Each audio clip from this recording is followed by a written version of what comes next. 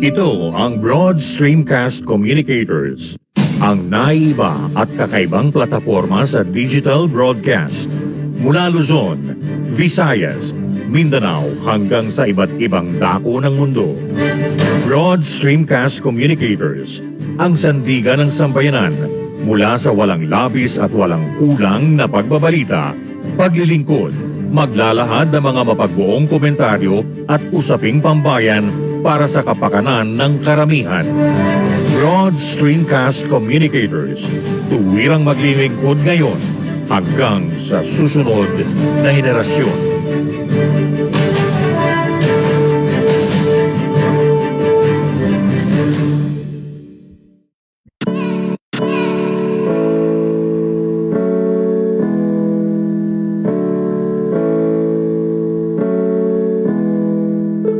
Buhay Online, Chikahan at kaalamang pangkabuhayan. Ating tunghayan, pakinggan at tuklasin ang mga pangyayari at kaganapan sa mundo ng online. Buhay Online, Chikahan at kaalamang pangkabuhayan.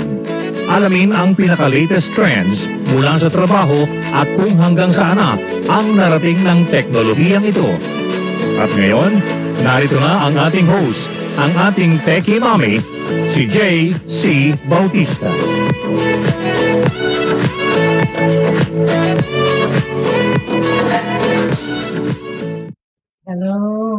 Hello everyone.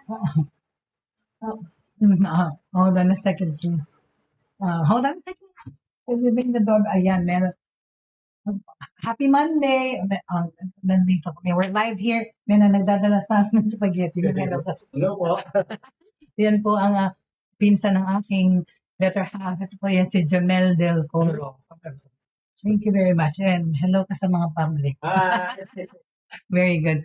Anyway. Ayan. Anyway, happy Monday everyone. Okay, happy Monday. I trust po na we had a good weekend everybody. Although umiinit na yung panahon, no? Today it's 32 degrees dito sa Pampanga. Mainit na talaga na pag hindi ka nakatapat sa electric fan or anything talagang parang naliligo sa pawit. But things seem to be feeling better pa rin yung prevailing feeling po natin na bumababa ang mga infections. Pero actually, Metro Manila's COVID-19 reproduction number rises to 108, pero ang infection risk natin ay still low. Okay? In fact, in connection to that,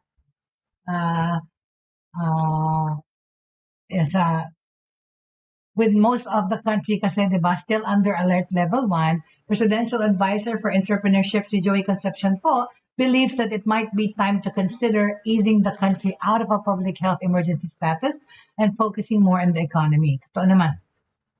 Kasi po, diba, this past 2 years, nag-focus tayo masyado yun nga sa pag-ano ng mga safety and health protocols, pero talagang napabayaan ang ating ekonomiya, ang ating mga negosyo, ang daming nagsara. Pero slowly po, bumabangon tayong lahat. No? We are a resilient people, and feeling ni ni Mr. Concepcion, okay? He said that these days after the Interagency Task Force, or IATF, for the management of emerging infectious diseases, placed the national region or the NCR and many other areas from alert level 1 from June 1 to June 15. According to the IATF, 62% of the country's entire cities and municipalities are under the least strict alert level already. Classification pa yan during the first half of June. So lahat po ay alert level 1. And actually, di ba po, talagang feeling para naman po na talagang almost normal. Pero yun pa po, pag lumalabas, nagmamaskara pa rin. In a statement, Concepcion likewise suggested streamlining restrictions in the Philippines would reframe the country's approach to the pandemic, especially with the economy now entering a crucial stage in its recovery. This would be the right time for us to focus on the health of our economy. The faster way to economic recovery is to approach it now with our victories in mind.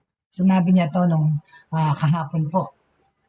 An obstacle right now is the mindset that we are still under an emergency, but it seems we have already learned to live with COVID. Totoo naman yan talaga. Ganun po kasi yung parang prevailing feeling, hindi lang dito sa Pilipinas, but all over the world. Because we have lived with the virus. Janelle sent us something. Yeah. Yan po. Yung aking better half. Given how freely people are now moving around, the Go Negosyo founder believes that the government, okay, should now have a standardized set of restrictions all over the country. Kasi nga, dapat nang magbukas yung mga negosyo, dapat nang bumalik sa dati yung, ano, kung hindi man talagang kagaya before, yung mga negosyo po na nagsara. Maraming ulit nagbubukas ng negosyo. Given how freely people are now moving around, diba? Yung Go Negosyo founder believes that yung government should now have a standardized set of restrictions, tama, all over the country. Pantayin na nga lahat. Requiring face masks in all common areas and a fully vaccinated status for indoor establishments. Talaga, dapat na lang i-check kung fully vaccinated yung mga kumakain or papasok. Kasi ngayon, hindi naman ako chinecheck talaga eh. Wala nang check-check eh. Pinapapasok na lang. We would bounce back much faster if we apply a specific, easy-to-understand approach on restrictions. Concepcion also pointed out that the Philippines has maintained low infection and hospitalization rates even as cases have surged in Asia. Totoo na ang Taiwan na for the past 2 years they were living a normal life because of almost zero infections po sa buong Taiwan. All of a sudden, kahapon, 130 something deaths sa Taiwan for a low population of 22 million yata. Basta maliit na country yan, para sa kanila ang 100 plus deaths in a day is malaking bagay na kasi nga for a country na for the past 2 years 30,000 plus infections lang yata ang nangyari, but ngayon it's spreading in Asia, Hong Kong, yan, China, I don't know. Lumalala ang situation sa Taiwan na for the past 2 years, model country yan on how to take care of the virus, right? So, Concepcion also pointed out that the Philippines has maintained low infection and hospitalization rates, despite the fact that it's surging in Asia. The LGUs or the local government units have done their best to get people vaccinated. It was not lack of trying, but because of many other factors, not the least of which is vaccine hesitancy. Opo, dahil meron pa rin po talagang mga ayaw magpabakuna eh. Okay? Concepcion advised the next administration to address the excess supply of vaccines by giving these as second boosters to economic frontliners. A second booster shot is currently only recommended for healthcare workers, senior citizens, and those who are immunocompromised. He added that several policy changes also point to a less heightened public health emergency in the country. Incoming tourists are no longer need a COVID-19 test if they have at least one booster vaccination. All right? Okay.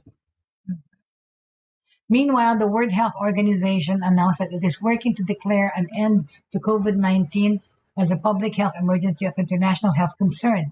However, it is clarified that it is not the end of the pandemic. Okay? Clarified na. Gustong i-announce ng World Health Organization na i-declare na ang end of COVID-19 as a public health emergency of international health concern. Pero it doesn't mean that it is the end of the pandemic. Okay? The country now remains generally at low risk levels, and only a weak surge is expected over the next few weeks. Thank you, Lord, right? Exactly. So, di ba? Sa ganyang paraan, okay, mabuti naman na ayan po ang balita tungkol doon. Dali lang.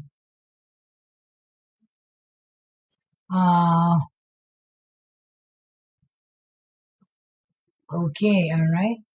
On a technology note naman po, no?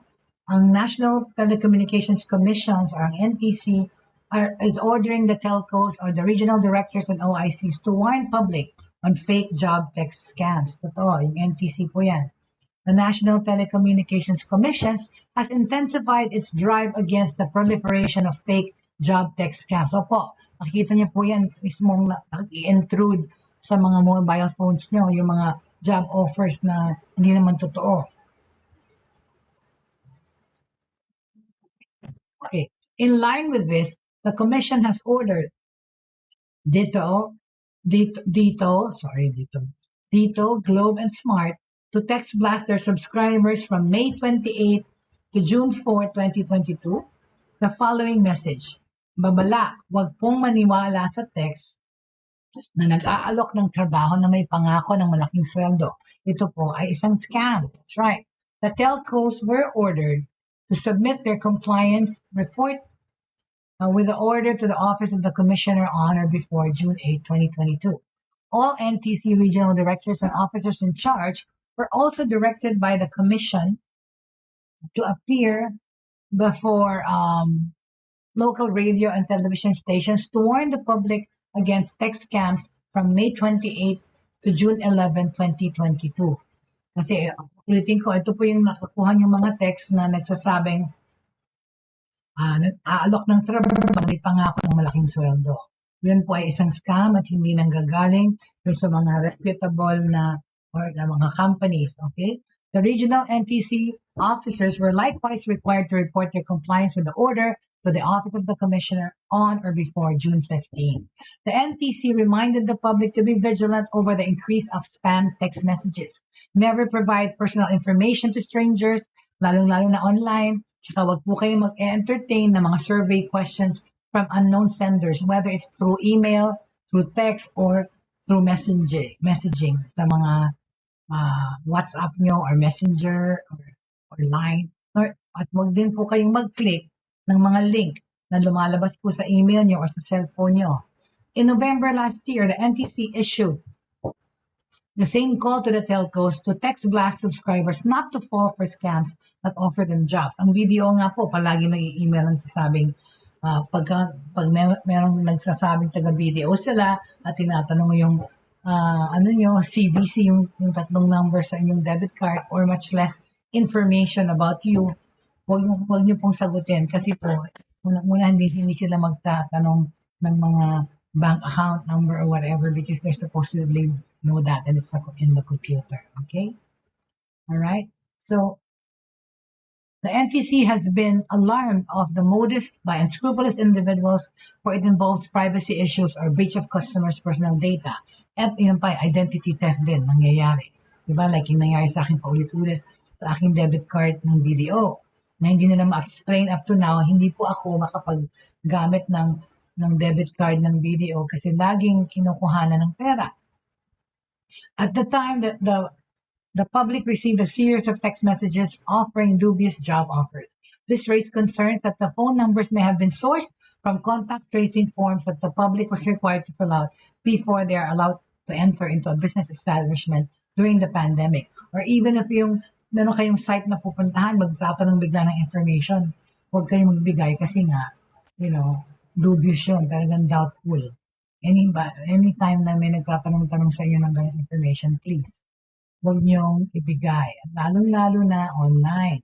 Okay? Oh no, naghang.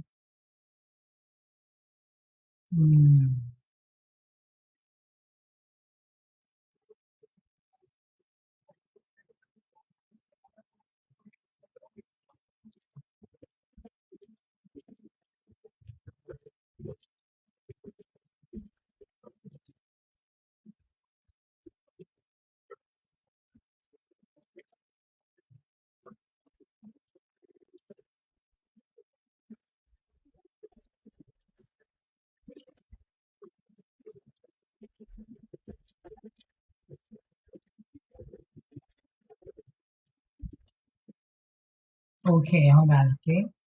Let me see. I think naghang ako. Hold on, please. All right. Hello there, Rachiboom Mendiola. Good morning. Welcome to Buhay Online, Rachiboom. And welcome everyone. Welcome the Laka family. Thank you so much for joining me. So as I was saying po, beware of those mga fake texts regarding offer ng trabaho. Okay, scam po yun. Hindi po yun totoo. So, wag po magbibigay ng information. Lalong-lalo na sa mga nagsusurvey din, yung mga survey or sinasabing nanalo kayo ng prize. Okay? So, please, Don't fall for that prey, okay? Mhm. Okay. In the gaming, PC gaming, because somebody texted me, wala po kayong binabalita tungkol sa gaming and all those. Okay. Okay, let me talk about Microsoft PC Game Pass is now available in the country. Okay. Ano po yan? Let me just show you. Hold on a second. Bear with me po. At papakita natin po ito because somebody text me. They want to be updated po on the gaming industry. Okay. Sandali lang.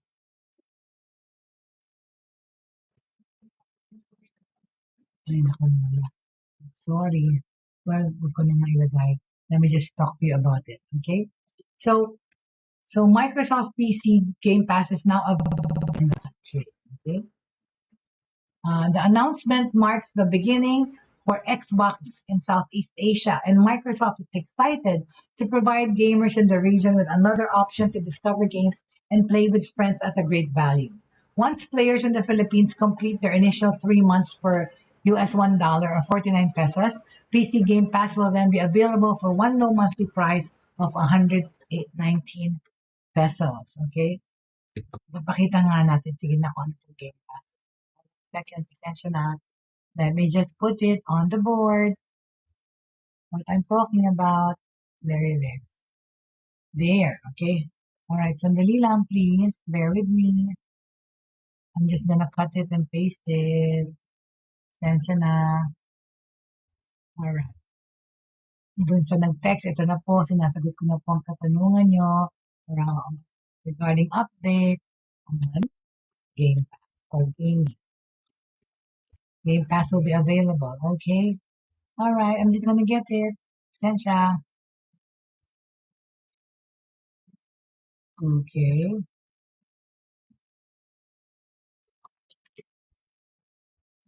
There you go.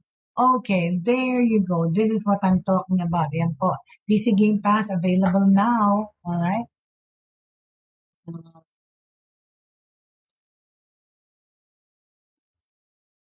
Okay, very good. Mhm. Mhm. So yeah, as part of Microsoft's mission in bringing joy and community of gaming for everyone, the tech giant announced the availability of the PC Game Pass in the Philippines, okay, Indonesia, Malaysia, Thailand, and Vietnam, starting with a price tag of US $1 or 49 pesos lamang po for the first 3 months. PC Game Pass includes a library of over 100 high-quality PC games, including new Xbox Game Studios, releases on day one, iconic Bethesda games, and an EA Play membership. Oh, I want this. These are my old-time favorites. With a huge variety of PC game across genres and new games added all the time, there's something for everyone to play. I want this.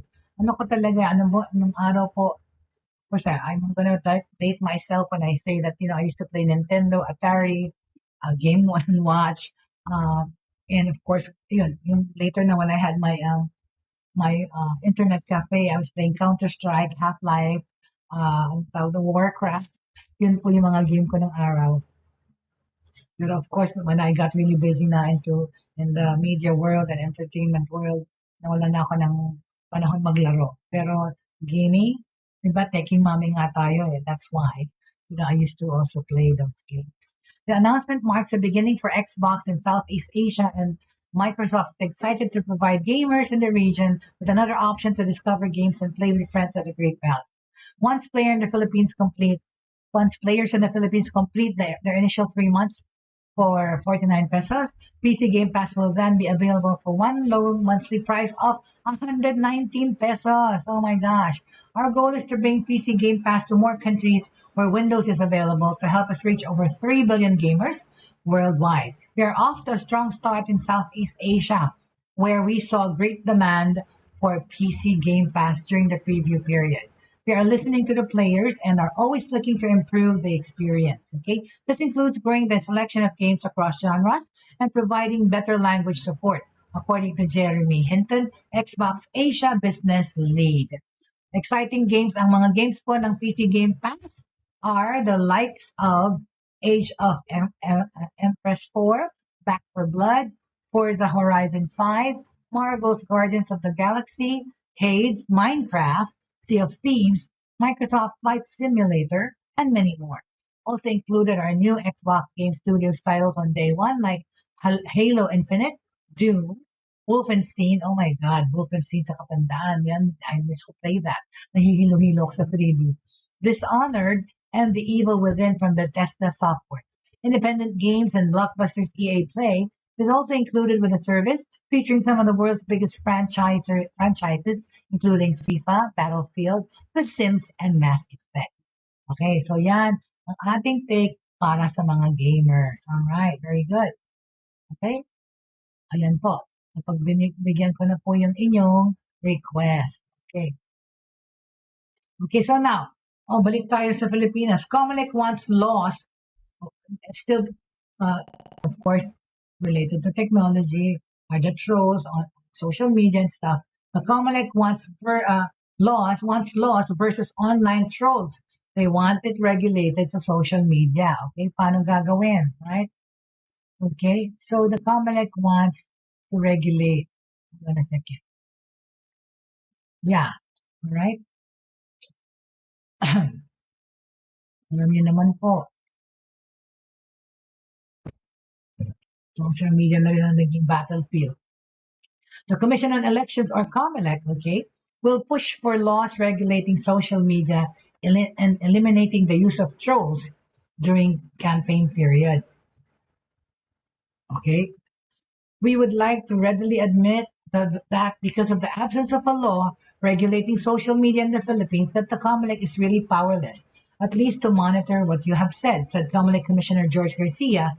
That he said on ANC's rundown Monday morning. That's the reason why in the next Congress, we will really push for a social media regulation. Kagaya sa Amerika, meron po, minandate po ngayon. Kaya po ang Facebook ay under fire, di ba po? Dahil law na yun na kailangan i-monitor, kailangan what do you call this? I-filter yung mga posts, lalo-lalo if it's detrimental to security and health. That's the reason why they want to push it. Aside from social media regulation, Garcia said that COMELEC will also urge Congress to pass a law against the use of trolls, especially during the campaign period. Okay, it's very difficult really to prove and prosecute and enforce the Cyber Libel Prevention Act. But at the same time, we will push Congress to enact a law specifically for the campaign, specifically the use of trolls during the campaign period. Easily, anybody who will be victimized by these trolls can file cases in relation to cyber libel, but of course, it is very difficult to prove, and at the same time, it's very difficult to pinpoint the liability of the individuals in this case. Okay, President Rodrigo Duterte earlier vetoed a bill seeking to mandate registration of SIM cards and social media accounts in the country. The measure aims to stop crimes such as fraud and to fight the influx of online trolls. According to tsek.ph, tsek.ph, an academe-based fact-checking initiative, Vice President Lenin Robredo is the biggest victim of disinformation. Okay, bigla na lang nasali na naman. Okay, alright. So, salamat. Okay, salamat sa mga news na yan tungkol sa COVID, at tungkol sa yung mga troll social media. And in line with social media po, okay, syempre po, yung Twitter, yan pa rin yung issue dyan na binibili ni Elon Musk. But, okay, Twitter, okay, itong news na to, okay, let me just put it out in the floor. Where's my news? There you go. Ayan, my gosh. Twitter is to pay $150 million to settle with US over privacy and security violations. See? Lahat po yan ng social media platforms ay, lalo na sa Amerika, ay under fire and under investigation because of misinformation, na because yung issue dyan na just because nagbabayad ng ads, ipopost mo, yan po ngayon ay tinitingnan mabuti sa Amerika. This is a grave issue, right? Ba kaya nga na-ban si Donald Trump from Twitter? because nag-incite siya ng parang rebellion nung nanalo si Biden. Di ba, meron balita na si Elon Musk ibabalik daw siya na member ng Twitter. Oh, that's for another day, another story. Okay, so going back to what I was saying, all right, Twitter is to pay $150 million, okay, to settle with US over privacy and security violation. Anyway, hello to our friends. You know, am I broadcasting fine? Because parang hindi ko nakikita yung ayaw lumabas sa aking phone ang ating show today. I don't know what happened, but I cannot go online on my phone. Let me just check. Hindi talaga. Anyway, so going back to say, all right. So Twitter is to pay $150 million to settle with US over privacy security violations. All right. Bakit? So Washington po, Twitter Incorporated has agreed to pay $150 million to settle allegations that it misused private information. Okay? Kunyari, pagaya ng mga phone numbers ng mga tao or mga subscribers ng Twitter. Phone numbers kasi, bakit daw? To target advertising after telling users the information would be used for security reasons, according to court documents filed on Wednesday. So parang lining lang. Parang linoko mo yung mga subscribers mo para sabihin na gagamitin yan for security, parang on file yung phone number mo. Yung pala, para magpadala ka ng ads.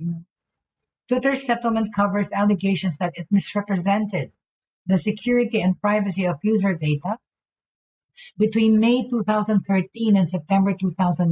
Ako, may Twitter account din ako. According to the court documents, okay? The company will pay $150 million as part of the settlement announced by the Justice Department and the Federal Trade Commission. So, ba't sila magbabayad ng $150 million sa gobyerno? Hindi naman sila yung naapektuhan yung mga tao. Parang yun, ibabalik pa nila yung sa subscribers. Pag sila humingi ng pera sa Twitter para saan nila ibibigay, right? In addition to the monetary settlement, the agreement requires Twitter to improve its compliance practices. The complaint said that the misrepresentations violated the FTC Act and 2011 settlement with the agency. Specifically, while Twitter represented to users that it collected their telephone numbers and email addresses to secure their accounts, Twitter failed to disclose that it also used user contact information to aid advertisers in reaching their preferred audiences. Masama yun because parang mong rinibenta yung database mo. Parang in-offer mo doon sa mga naglalagay ng ad para magpadala nila. Hindi naman tama yun. Pero, yun na nga, because naghingi kayo ng fine, saan mapupunta yung pera? Yung hindi naman doon sa mga nakuhanan ng information. Twitter's chief privacy officer, Damian Kiran, said in a statement that with the settlement, we have aligned with the agency on operational updates and program enhancements to protect user privacy and security. Twitter is a free service that makes money primarily through advertising. Billionaire Elon Musk, who is buying the service for $44 billion, has criticized its ads-driven business model and pledged to diversify its revenue sources. If Twitter was not truthful here, what else is not true? This is very concerning news, Musk said in a tweet late on Wednesday, commenting on the social media company's ad practices and the fine. U.S. officials pointed out that of the $3.4 billion in revenue that Twitter earned in 2019, the $3 billion was from advertising. Okay, see? Pero just binibili ni Elon Musk ang $44 billion. The company made $5 billion in revenue for 2021. It said in a filing earlier this month that it had put aside $150 million after agreeing in principle upon a penalty with the FTC. Twitter obtained data from users on the pretext of harnessing it for security purposes, but then ended up also using the data to target users with ads. Itong sinabi ni FTC Chair Lina Khan in a statement. This practice po ay naapektuhan ang more than 140 million Twitter users while boosting Twitter's primary source of revenue. So yun na nga, yung ibabayad sa inyong fine, ibabalik nyo ba yun sa 150 million Twitter users na naapektuhan? Yun ang tanong ko po. Ano sa tingin nyo? Ibibigay ba yun ng Amerika, ng gobyerno doon sa mga 140 million?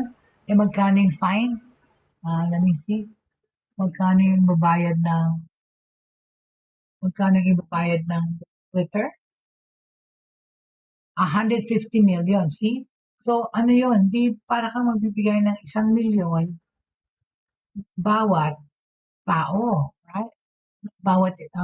Kasi 150 million yung ibabayad na fine ng Twitter. Kasi naman they're worth billions. So, you will give 150 million Twitter users $1 million each? Kasi saan mapupunta yon, right? Yung 150 million na babayad sa ang naapektuhan nga, sinasabi niya 150 million Twitter users. Oh. The complaint also alleges that Twitter falsely said it complied with the European Union, US, and Swiss US Privacy Shield frameworks, which bar companies from using data in ways that consumers do not authorize. Eh, ginawa nga. So, yun, parang nagdemanda yung bansa para doon sa mga 140 million users ng Twitter na naapektuhan. So, it means, babalik nila yon, right? Ibibigay nila yun or even a certain percentage. Okay? Twitter's settlement follows years of fallout over the privacy practices of tech companies. Revelations in 2018 that Facebook, the world's biggest social network, was using phone numbers provided for two-factor authentication to serve ads enraged privacy advocates. Facebook, now called Meta, similarly settled with the FTC over the issue as part of a $5 billion agreement reached in 2019. Mas malaking fine na binayad. Okay? All right. Okay. So, sumunod naman natin pong ibalita. All right. Speaking of Twitter and companies and employees, let's talk about naman po how to care about employees' well-being. Kasi ito itong Friday pa po itong question na to eh. Pero hindi ko nasagot. I will just answer it today, okay? Caring about employees' well-being can be financially rewarding for companies. Okay, bakit? Kasi effective well-being, okay, initiatives help employees cope with work-related stress, burnout, and other mental health issues. And can be a financially savvy investment for employers, diba? Kasi, alamin natin kung paano, right? Hold on, please. Let me just check on something. I continually check to see if kasi hindi ko nakikita kung umaandar itong aking. How can I? Hold on. I think I can go to Facebook.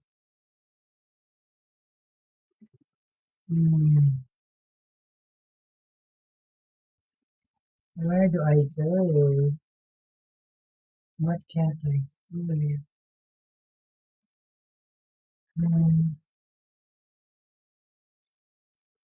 Hold on, please. Oops, sorry. There, perhaps if I go on Broad Stream Cast.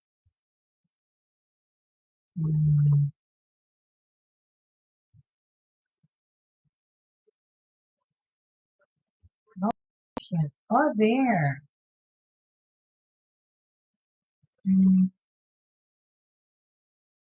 Ay, hindi naman. Iba pala to. Sorry.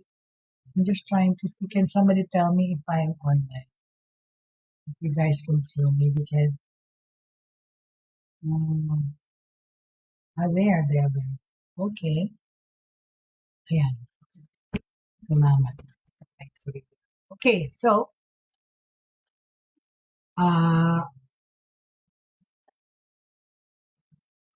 all right.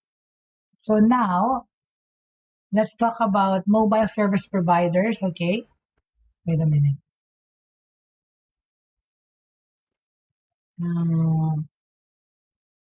Okay. Ng mga, ano ba yun? Namalato rin ako bigla. No, I was talking about, sorry. I was talking about caring for the employees, diba? Well, the well-being of an employee can be, when you care for your employees, it could be financially rewarding for companies. Bakit and paano? Well, let's find out, okay? Sa England po, in any given year, about 1 in 5 people will experience a mental health problem or illness. Fortunately, many employers have gradually come to realize that supporting mental health in the workplace is an important part of their role. Totoo naman po, I think an employer should they, make it a point to care about their employees' mental state, diba? Kasi nowadays, para bang ano ba yan, ang dami-daming mental issues, psychological issues ng mga lalo na yung mga kabataan ngayon at yung mga young adults, right? This makes sense not just for reasons of your own well-being as an employee. There is clear evidence, for example, that poor mental health, a form of depression and anxiety, is linked to reduced productivity and how well you're able to do your job. And in this pandemic, marami rin pong nakapitan ng ganyang klaseng depression, di ba? Now, this research has found that the organization which you work for actively promotes good mental health.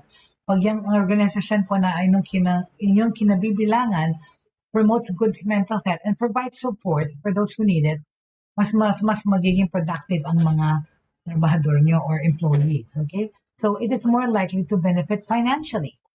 Okay, please know that happy, healthy employees, okay, are good returns on investment. Magandang ROI po ang masaya at healthy na mga empleyado.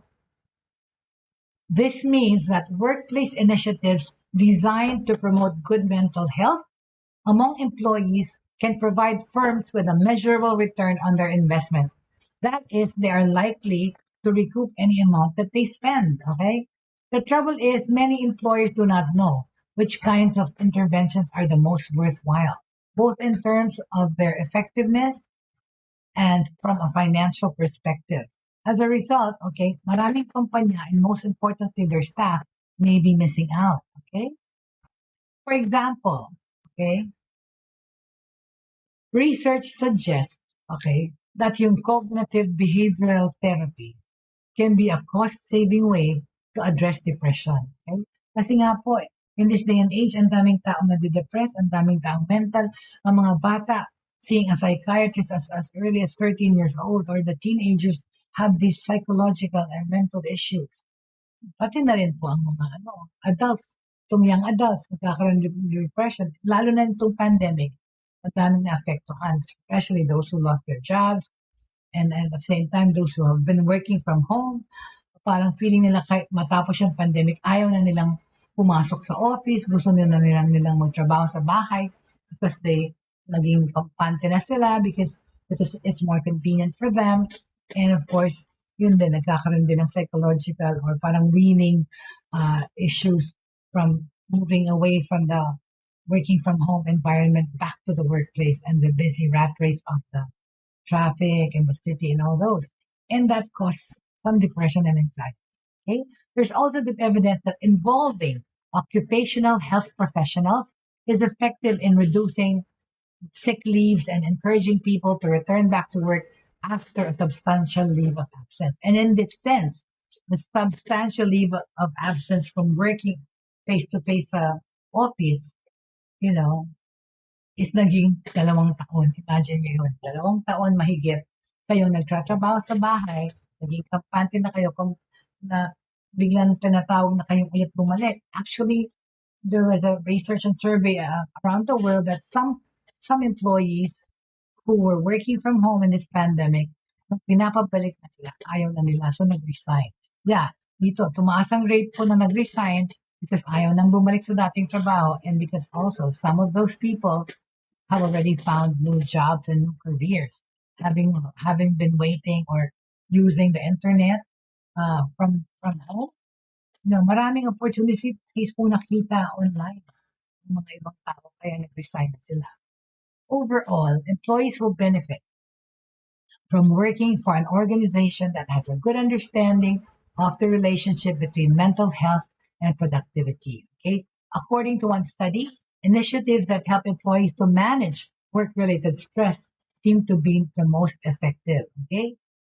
Other research suggests that specific conditions, including the aspect of part-time employment and having greater autonomy over tasks, can help address the negative effect of presenteeism, where employees spend more time at work than necessary. Okay, so it is also important to note that everyone will experience workplace mental health differently, and that rolling out initiatives and interventions is still not enough para magkaroon ng meaningful or long-term effect. Kinakailangan na lahat ng miyembro ng management teams need to be genuinely and actively involved. Kailangan pong pakita nila na nakikiisa sila doon sa empleyado nila at sa kanilang pinagdadaanan, right? To begin with, they need to clearly show employees that their mental health matters. Okay? Dapat nating paintindi sa kanila na concern tayo sa kanilang mental stability. Dapat nating paalam sa kanila. Kaya nga, like I was saying, in America, matagal na kaming nag-work from home. Even as early as dating back more than 15 years ago. You know, when we call it a mental leave. So once a month, or whatever, or every 2 months, or whatever you need, whenever you need it, an employee can simply ask for a mental leave because kailangan magmuni-muni, mag-chill muna sa bahay, pero pwede ka magtrabaho sa bahay. So, para sa mga Amerikano, big deal na yun na hindi ka pumasok sa opisina isang araw just to find time for yourself, to relax, and not be stressed by the work environment, and work from home at your own pace. Matagal na po nang ginagawa sa Amerika. Bago pa nauso po work from home dito. Nag-work from home na kami. Pero hindi as frequent as three or four times a week. It's like once a month. Pero it was called a mental leave. Okay? Alright. Okay, so they should also be alert to workplace bullying. Okay? Yan importante because it happens. It really does. Which can increase the risk of depression and anxiety, overriding the effectiveness of any well-intentioned systems that they may be in place. Both those systems are a good start. Okay? The workplace is where millions of people spend a large portion of their time, even virtually, with so many now working from home at least some of the time. Okay? Exactly. Ang nauso na ngayon ay hybrid working ang tinatawag. Okay? All right. So, in connection to that po rin, tungkol sa mga pagkatrabaho, right? Toxic workplaces po, ito, are more common than we think. Okay, yan. Because nga, kung concerned ka sa well-being ng empleyado mo kasi merong mga workplaces na toxic, di ba? The big, toxic workplaces, more common than we think. But when do we say enough is enough? Okay? When do we say enough is enough?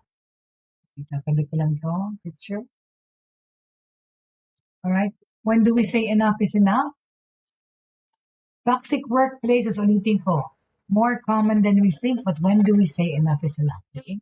More than 10 individuals share how their mental health suffered due to highly toxic work environments and their disappointing experiences in seeking accountability from people.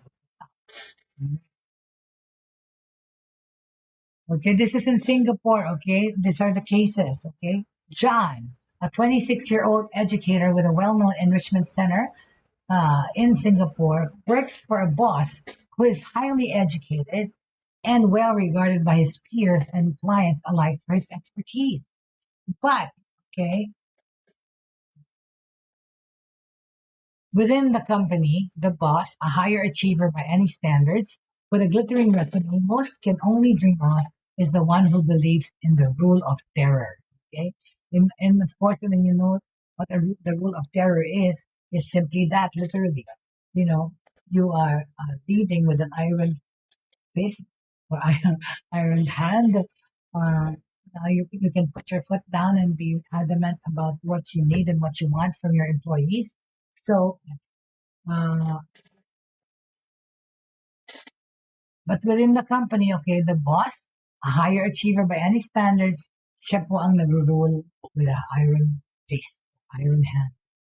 Before siyang stricto, before anyone could get a grip of what is going on, the boss from time to time bombards staff with up to lower 100 text messages at one go in the company's WhatsApp chat group, usually targeted at one employee.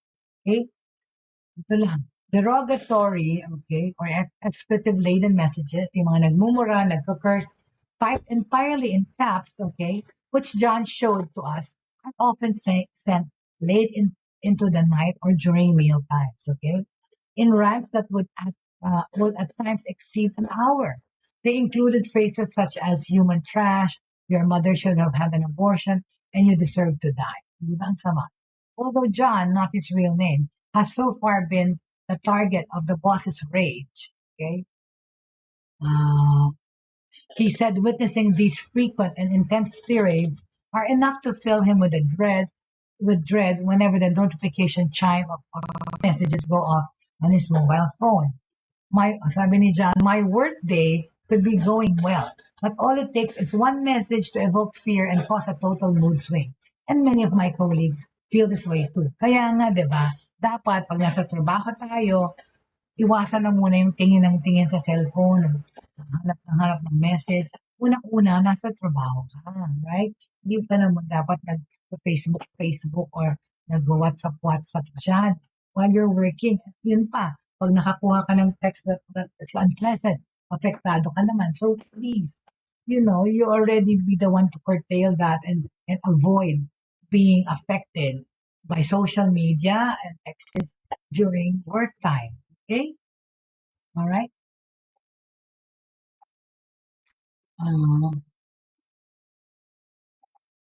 Kasi parang hindi. Okay.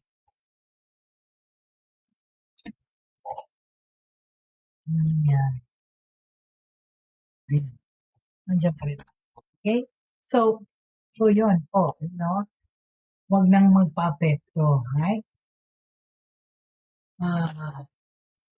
In response, okay, employees at the receiving end can only apologize and promise that the task being requested will be done immediately.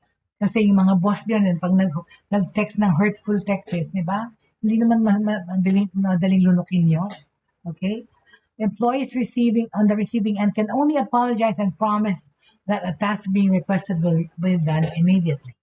John had not seen anyone challenge the boss over the months that he had been included in the chat group. The company's culture is also such that people are constantly asked to work after office hours or respond to messages late at night. Yung bastos naman po at rude na naka-iwan mong on yung phone mo pero 11 o'clock ng gabi, 11:30, 12 o'clock, nag-ring or may nag-text pa ng madaling araw. I mean, really, be mindful naman, people, of who you're texting and when you're texting and what, you're texting about, okay? Because nga, the company's culture is also such that people are constantly asked to work after office hours or respond to messages late at night. If they do not do so, they will be termed as disrespectful and threatened with termination letters, even legal action. Ang kapal. Sila pa. Sila nga yung dapat mo super bothering nyo. Diba? While the job pays well, John said the harsh working environment has seen at least 25 full-time employees, interims or temporary staff leave the firm. Yan nga, yung turnover ng isang kumpanya ay mabilis dahil sa ganitong work ethics or unethical work practices. So over his period of employment po, he has seen 25 full-time employees and interns or temporary staff leave the firm. In fact, don't see John, he is already planning on an exit strategy for himself, okay? While we're on the subject of toxic workplaces, okay, which encompass a whole range of harmful behaviors displayed by mga bosses tsaka mga manager. This has existed all over the world since the beginning of time. The issue is in the spotlight after several well-known companies in Singapore were in recent years accused of having such a work environment. In 2019, Mr. Tan Min Liang, the co-founder and CEO of gaming hardware maker Razer, known game Razer, was accused of, among other things, being verbally abusive and sacking, not socking, but sacking workers. Ang term po na sacking workers means po, fina-fire, nagpa-fire or nagta-terminate ng mga empleyado. For what? For minor transgressions. In response, he said he was a very intense person when it came to his staff's quality of work, and certain statements were made in jest. Nagloloko lang daw po lang. Eh, hindi mo na yun, lalo na pag text, minsan hindi mo ma-discern kung nagloloko ka, serious or sarcastic ka. Kaya mas mabuti pa rin po yung face-to-face na encounter ng pag-usap kaya sa text because mami-misconstrue mo minsan ang message because hindi mo naririnig yung tono ng salita by reading, okay? So, in July, current and former employee of video game developer Ubisoft Singapore alleged that sexual harassment and racial discrimination had occurred sa kumpanya, which is headquartered in Paris. Okay, Singapore employment watchdog Tripartite Alliance for Fair and Progressive Employment Practices is investigating the allegations. In late September, okay, the co-founder of independent bookstore Books Actually, Kenny 43, was alleged to have not paid salaries and made inappropriate romantic advances to his younger female employees dun sa bookstore, okay? Mr. Lex said he would relinquish ownership of the store and also apologize to all those who he had caused pain to, okay? In the latest case, production firm Night Owl Cinematics saw a spate of anonymous and unverified allegations posted on social media, purportedly showing its co-founder at saka CEO, Sylvia Chan, being verbally abusive towards one of the firm's on-screen talents. Pero hindi ba may mga nakikita tayong ganyan na YouTube na ina-upload sa videos, yung pagmaltrato sa empleyado. I watched one where the employer was chewing out his empleyado, pinagmumura-mura and all that, because it happens. Okay? Sa Amerika, hindi mo yan pwede gawin that isusuka talaga from hell to high waters nitong taong mumurahin mo or imamalayin mo, lalo na pag in public. Okay? He has the right to sue you. While NOC on October 10 issued a statement calling the online allegations a massive crusade against the public image and speculation of the company, Ms. Chan followed up with a statement on Wednesday apologizing and admitting to have used strong language towards the employee, Ms. Samantha Tan, 27. Okay, sabi naman itong si Ms. Chan, 33 years old, she said, I always thought that a leader should be tough, and I now realize that I may have come on too strong, and people have now perceived me to be unkind and rude. Okay? So yan po. Yan po, in the recent years, okay, accounts of toxic officers are coming to the fore amid proliferation of social media as well as online platforms. Yung mga Glassdoor, tsaka Techiemommy, this venue or this social media platform or page allows unhappy employees to air out their grievances anonymously. And in an interview conducted this week, more than 10 individuals spoke about how their mental health suffered due to highly toxic work environments and also their disappointing differences in seeking redress and accountability from people at the top. They included employees of public sector organizations, startups, and multinational corporations, or MNCS. Some of these workplaces have highly developed human resource structures to handle such complaints. Yet, yung rank and file do not have enough trust in these as the best avenues to seek help. In the minds of sa mga empleyado na unhappy, ang kanilang mga workplaces have become something of a wild, wild west where bullies and harassers roam freely and their victims are unable to tear down the power structures that foster a toxic working environment in the first place.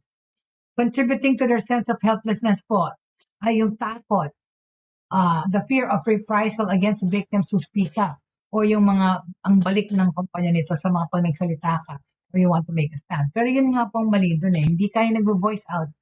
Then, dito sa atin union man, whatever, wala namang baliwala. So, it's not wrong to voice out, especially if you're reasoning out because you're on the right, okay? As a result, most cases go unreported as victims simply resign quietly from their jobs. Miss Joanna Ong, age 52, a former head of marketing and brand management at a local bank, is one of those who decided to do just that. She had a boss who made her life living hell with incessant bullying and verbal abuse. He once even insulted her publicly using a Hokkien sexual slur. Ay, yan ang pwede mo todo-todo ilimanda yan. Hello, mahal yan. When she finally plucked up the courage to report her problem to the bank's HR department, she got brushed off with the remark, "It's just like that, lah. Joe, what can we do?" Shocked, Miss Ong escalated the matter to her boss, only to hear the latter counter propose for her to stay on to help him and find a silver bullet to get rid of the man who had been terrorizing her. Okay? Initially pleased with the response, Miss Ong Ash recalls that her husband warning her later that she was venturing into a danger zone and would be made use of as a scapegoat. Okay? Feeling utterly hopeless, she found herself contemplating taking her own life before she managed to snap out of it when she thought about her family. Imagine, nagiging desperado na dahil sa naapektuhan ng stress sa trabaho. Her experience with office toxicity happened several years ago, but when Miss Ong Ash, who is now the director of her own firm, Bravery Communications, shared her struggles on LinkedIn early this week. She received a number of direct messages from current employees at the same bank who said nothing much had changed. Okay? So, ayan po. Tungkol sa toxicity, okay? Ng workplace. Well, tomorrow po itutuloy natin because we will talk about the signs of a toxic workplace. We will continue that tomorrow because right now we don't have enough time anymore. Time flew so fast. Maraming salamat po sa mga sumama sa akin sa panahon na ito dito sa Buhay Online. And at the end of the day po, wag po tayong mawawala ng faith, pananampalataya, hope, pag-asa, and love. Thank you so much for joining me today. Thank you and have a good day. Happy Monday, everyone. Looking forward to a good week ahead of us.